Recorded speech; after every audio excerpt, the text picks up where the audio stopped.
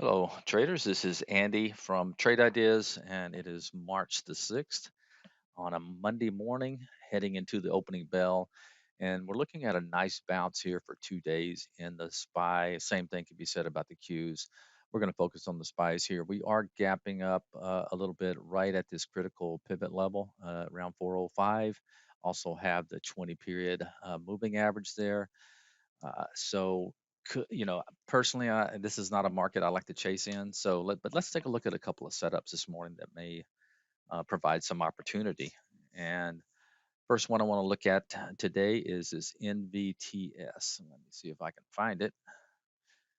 There we go, NVTS. Okay, big level here at 659. You can see my price alert is in there. This is one that if it does get above that, may want to try to attack this high going back about a week ago after earnings. So keep an eye on that one.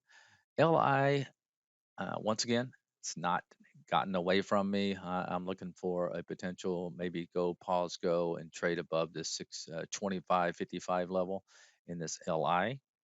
That's a China EV play.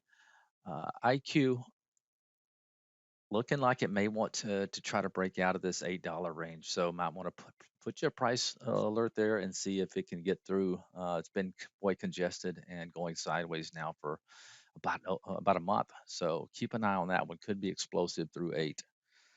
And CBay, this one is looking like it might attempt, this 875 level. Would be a nice breakout there in this CBAY. All right, guys. Once again, it's kind of two big moves in the SPY, so wait for your prices out there.